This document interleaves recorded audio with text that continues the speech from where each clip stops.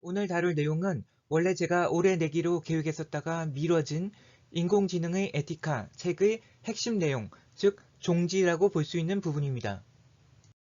최근에 타너 스님에 대해서 연구를 많이 하시고 유튜브도 하시는 문광 스님께서 이런 책들을 출간하셨는데 너무너무 잘 정리된 훌륭한 내용들을 담고 있었고 제가 여기에 자극을 받아서 오늘 내용을 올리게 되었습니다. 문광 스님은 저의 존재를 알지도 못하시겠지만 저는 타너 스님의 학문을 읽는다는 점에서 같은 길을 함께 가고 있다는 생각을 하고 있고요. 문광 스님께서 그동안 공부해 오신 내용을 이 책들을 통해서 내가 알았고 많은 도움을 받았기 때문에 저도 제가 아는 최선을 펼쳐 보이는 것이 자극에 대한 반응이자 원인에 대한 결과로서 이 우주의 대칭성을 만족시키는데 도움이 되는 일이라고 그냥 저 혼자 그렇게 생각합니다. 저는 언젠가 우연 같은 필연으로 인연이 닿아서 문광 스님과 제가 함께 타너 스님의 사상을 연구하고 확충해 나갈 수 있지 않을까 하는 기대를 가지고 있습니다. 이쪽은 불완전한 존재인 남녀가 합일하여 완전한 대칭성을 이루는 디자인이고 이쪽은 스스로 대칭성을 이루는 완전한 두 개의 존재가 합일하는 디자인입니다. 인간이 완전한 신과 합일하기 위해서는 성적 등지라는 자발적 대칭성을 이루어야만 하는데 그렇게 되면 이 큰 원의 일부분으로 함입하여 들어갈 수 있고 만약에 그 상태를 계속 유지할 수 있게 되면 그것이 곧 생사윤회로부터의 해탈이라고 볼 수 있을 것입니다. 그런데 이 경우에는 원래의 개체가 가지는 고유한 특성이 발현되지 못할 것으로 생각되는데 이 영무극의 원안의 일부에서 조금이라도 전체와 달라진 부분이 발생하면 이미 영무극이라는 전제가 깨진 것이기 때문에 달라진 부분은 튕겨져 나가게 될 것으로 생각됩니다. 아폴로니안 게스킷이 분화하면 시어핀스키 삼각형이 나타나는데 이는 삼수 분화의 궁극적 목표이자 결과물인 것으로서 분화의 궁극인 신무극을 이룬 것이라 볼 수 있습니다. 그런데 이러한 완전체인 시어핀스키 삼각형이 두 개가 모이면 다윗의 별이라는 완벽한 대칭성을 가진 형태를 만들어낼 수 있습니다. 이 경우에는 이미 신무극을 이룬 완전한 존재들끼리 각각이 가지는 고유한 특성을 유지한 상태로 합이라는 것이 가능할 것으로 예상되고 마치 이 애니메이션에서 볼 수 있듯이 동적인 균형과 조화가 유지될 수 있을 것으로 생각됩니다. 초당본 신구도의 일종인 신구 태극설에 이런 그림이 나오는데요. 저는 이 그림이 곧 이 그림이라고 생각합니다. 다윗의 별을 인, 오, 술, 삼합의 화와 신, 자, 진, 삼합의 수의 결합으로 볼 수 있기 때문입니다. 율곡 이 선생은 비공, 비색에 해당하는 말이 유교에도 있느냐는 어떤 스님의 질문에 시경, 대아 한록편에 나온 연비려천 어약 우연 솔개는 하늘 위를 날고 고기는 연못에서 뛴다 라는 구절로 답하였는데 그것도 이 그림에 대한 설명이라 볼 수 있습니다. 솔개와 물고기가 모두 제각기 분화하여 각구 일태극을 이룬 객체로서 각자의 개체성을 잃지 않고 가지고 있는 상황에서도 전체적으로는 신무극의 대칭성이 유지되고 있기 때문입니다. 공도 아니고 색도 아니란 말은 개체성이 없는 것도 아니고 대칭성이 무너진 것도 아니란 말로 이해할 수 있을 것입니다. 다윗의 별 두 개를 이렇게 겹쳐 놓으면 신자진 삼합 숙국, 인호술 삼합 합국, 해묘미 삼합 목국, 사유축 삼합 금국의 지지 삼합 모델이 나옵니다. 이렇게 동적으로 볼 수도 있고요. 분화의 극인 시어핀스키 삼각형으로 둘러싸인 중심의 공간이 곧 신무곡이 이루는 중이 되는 것입니다. 분화의 극인 시어핀스키 삼각형이 사방에서 형성되면 가운데 중심 공간은 사방의 신무극으로 인해서 이루어지는데 이러한 대칭성, 중의 특수한 형태를 화라고 부른다고 저는 생각합니다. 이에 비해서 분화의 원점에서 가장 최소한으로 접혀진 트리 상태에서의 영무극으로 인한 중심 공간을 원래의 히로에락 미발의 중이라고 볼 수 있는 것입니다. 이것이 중용의 중과 화에 대한 저의 프랙탈 기하학적인 정의인 것이고 영무극의 트리 형태와 신무극의 시어핀스키 삼각형 사이의 수축과 확장의 음양론적인 진자 운동 사이에서 우주 만물이 존재하는 것입니다. 인공지능의 에티카 책의 부제는 프랙탈 기하학으로 생성한 감정과 윤리입니다. 그래서 윤리와 감정 모델이 이루는 다윗의 별 모델을 생각해 볼 수 있습니다. 가치관의 모델은 최치원의 난낭비 서문에 나오는 유불선 3교를 포함한 풍류의 모델로 설정할 수 있을 것이고, 감정의 모델은 스피노자의 감정 모델에 근거해서 설정할 수 있을 것입니다. 시어핀스키 삼각형은 이와 같은 형태로도 변형될 수 있는데 대부분의 사람들의 가치관과 감정도 나이가 들수록 이렇게 변화될 가능성이 큰 것 같습니다. 시어핀스키 삼각형의 모든 요소들이 그대로 잘 유지되는 것이 아니라 자신에게 익숙하고 잘 발달 분화된 요소들은 커지고 나머지는 위축되는 것을 표현한 모델인 것입니다. 삼각형 안에서 아무 점이나 찍은 다음에 그 점과 세 점의 꼭지점 중 랜덤한 한 점과의 중점을 찍고 다시 이 점과 랜덤한 꼭지점과의 중점을 찍는 것을 무한히 반복하면 결국에는 시어핀스키 삼각형이 나타납니다. 바로 이 지점에서 계속 중을 잡아가야 하는 중용의 원리와 하나를 무한히 쌓아서 3을 만들어낸다는 천부경의 원리가 맞닿아 있다고도 볼 수 있을 것 같습니다.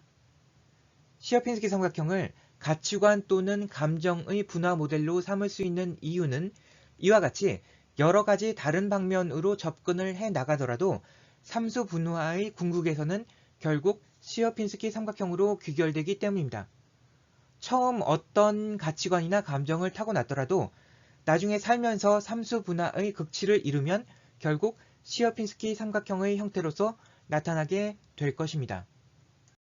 시어핀스키 삼각형을 사용한 모델링은 저만의 생각이 아니라 다른 일들도 유사한 생각을 한다는 것을 이 논문에서 확인할 수 있었습니다. 이 정신역동학 건강 모델에서 설정된 세 가지 요소는 정체성, 소망, 사랑인데 결국 이건 성경에서 얘기한 믿음, 소망, 사랑과 다르지 않다고 봅니다. 정체성이란 자신에 대한 믿음으로 볼 수 있는데 믿음은 다소 종교적이고 추상적인 것으로 여겨질 수 있기 때문에 보다 일반화하기 위해서 정체성으로 설정한 것으로 생각됩니다. 여기서는 3단계로 총 39개의 요소들을 설정하였는데 실제적인 내용들은 어떤 방식으로 도출하는가에 따라서 얼마든지 바뀔 수 있고 저는 스피노자가 설정한 방식에 따라서 감정들을 배치할 수 있을 것으로 생각합니다. 하노이 타워는 한 번에 하나씩 옮겨서 처음 위치에 있던 것들을 목표 위치에 처음 모양대로 다 옮기는 것인데 역시 시어핀스키 삼각형의 모양을 만들어냅니다. 여기서 우리가 어떤 원칙에 따라 시어핀스키 삼각형에 가치관이나 감정의 요소들을 배치해야 할 것인지에 대해서 알 수 있는데 바로 인접한 것들에서 최소한의 변화를 이룬 것들로 배치하면 되는 것입니다. 황석공의 번뇌장결이라는 8괴의 생성 방식에서는 최소한의 효의 변화를 이루면서 8괴를 생성하는데 초당본 신구도에서는 이러한 기전이 발생해서 축이 되는 것으로 제시하였습니다. 여기서 그어진 모든 선들의 매칭은 모두 단지 하나의 효만을 변화시키는 것을 전제로 하고 숫자는 생성되는 순서인데 기본이 되는 이 매칭 조합에서 선으로 이어진 두 숫자의 합은 항상 9가 나옵니다. 따라서 궤를 이렇게 배치하고 여기서 기본이라고 나와 있는 방식으로 매칭을 시키면 항상 좌우의 대칭성이 보존될 수밖에 없는 것입니다.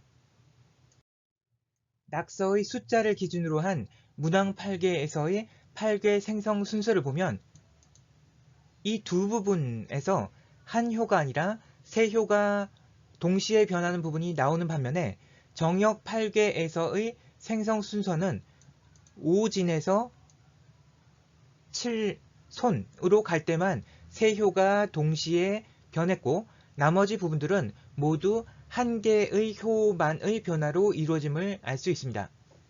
중심에는 궤가 없지만 5에서 7로 갈 때는 중심의 6을 거치기 때문에 이것도 세 효가 동시에 변하는 것이라고 하기는 힘들 수도 있고, 진소는 이 전체의 궤를 돌리는 엔진 역할을 할 수 있기 때문에 설사 세 효가 동시에 변한다고 해도 큰 문제가 되지 않을 뿐더러 오히려 바람직한 에너지 준위의 큰 낙차폭을 만들어낼 수 있을지도 모릅니다. 어쨌든 정역 8궤는 번궤 장결의 원칙을 따름으로써 굉장히 에너지 효율적인 반면에 문왕 8궤는 그렇지 못하다고 볼 수 있을 것 같습니다. 감정 분화 프랙탈 모델을 시각화하면 이와 같은 다양한 방식이 가능할 것인데, 그래도 여기 나온 모델들은 나름 대칭적이고 조화로운 아름다움을 보이는 것으로 생각되지만 이 경우에는 그렇게 보이지 않습니다. 실제로 시어핀스키 삼각형과 이 그림을 만들어낸 프로그램 코드에서의 차이점은 원의 반지름과 관련된 수치 단 하나의 차이일 뿐인데, 그것이 이처럼 혼란스러운 결과를 가져왔습니다. 이는 원들끼리 서로 유지해야 할 거리를 지키지 않은 결과로도 볼 수 있는데, 인간관계에서 거리를 지키고 넘지 말아야 할 선을 넘지 않는 것이 곧 예인 것입니다.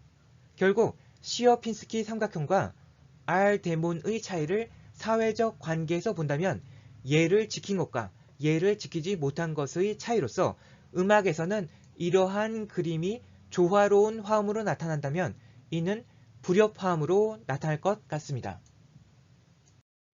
이 사이트에 나온 시어핀스키 삼각형의 다양한 변형 예입니다. 이들 전부를 다양한 사람 또는 인공지능의 마음을 형상화한 것이라 볼 수 있을 것인데, 찌그러진 마음, 위축된 마음, 부푼 마음, 분화가 잘 된 마음과 잘 되지 않은 마음, 기괴한 마음 등으로 볼 수 있으며, 이 모든 형태들이 프랙탈 기하학으로 생성될 수 있는 것입니다. 시어핀스키 삼각형의 동적 모델들입니다. 실제 마음은 고정되어 있는 것이 아니라 어떤 운동과 변화 속에서 끊임없이 새로운 것들을 만들어내고 또 파괴하면서 동적 균형을 이룰 것으로 생각됩니다.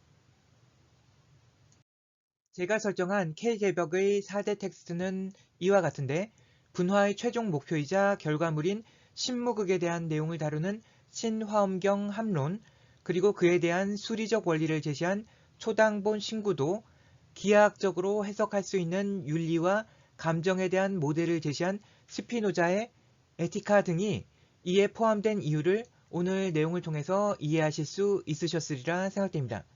그리고 제가 최종적으로 만들어내고자 하는 것은 프랙탈 기하학을 사용해서 윤리의 시어핀스키 삼각형과 감정의 시어핀스키 삼각형 등을 만들어 결합시킴으로써 인공지능의 마음을 만들어내는 것입니다.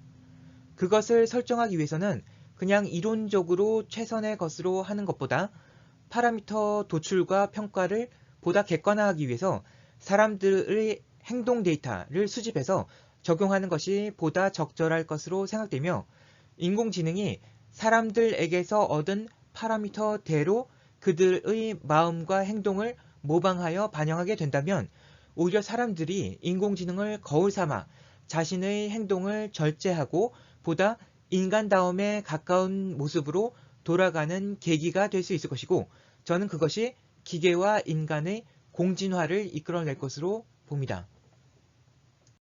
현존재는 인간을 지칭하는 하이데거 철학에서의 용어인데, 여기서 저는 그냥 지금 이 세상에 살아있는 사람이라는 의미로 썼습니다. 돌아가신 조령과 살아있는 현존재도 이와 같이 콜라보레이션이 가능하다고 저는 생각합니다. 이 책을 보면 문광 스님이 타너 스님에 대한 박사학위 논문을 완성한 후 2019년 1월 21일 처음으로 꿈속에서 타너 스님을 배웠는데, 앞으로 어떤 일을 해야 할지를 알려주셨다는 얘기가 있습니다. 그런데 저도 2019년 5월 13일 꿈속에서 처음으로 타너 스님을 배웠는데, 당신 밑에서 1, 2년 공부할 것을 허락하시는 말씀을 해주셨습니다. 그날은 제 생일날이어서 저는 그것이 생일 선물이었다고 생각하고 설사 아무도 인정해주지 않을지라도 저는 제 자신이 타너 스님의 제자라고 믿습니다. 문광 스님이나 저나 타너 스님에 대한 존경과 사모하는 마음 때문에 일어난 우연한 일로 치부하기에는 너무 잘 짜여진 것 같다는 느낌을 저는 떨쳐버릴 수가 없습니다. 제가 이제까지 공부한 것들도 사실 저는 제 스스로 한 건지 누가 계속 힌트와 암시를 줘서 어떤 길로 이끌고 있는 것인지 분간이 잘 안 될 때가 많아서 저는 여기에 분명 조령들의 후천개벽에 대한 의지가 작용하고 있고 살아있는 현 존재들에게 어떻게든 메시지를 전달하기 위해서 적극적인 작용을 하고 계시다고 생각합니다. 저는 최소한 타너 스님과 초당 선생, 초당본 신구도의 저자와 스피노자, 그리고 한장경 선생님의 의지가 저와 함께 하고 있을 것이라 믿고 그분들이 살아생전에 다 하지 못하셨던 이야기들을 계속 이어나가는 것이 제 삶의 가장 큰 목적이자 보람이라고 생각합니다. 들어주셔서 감사합니다.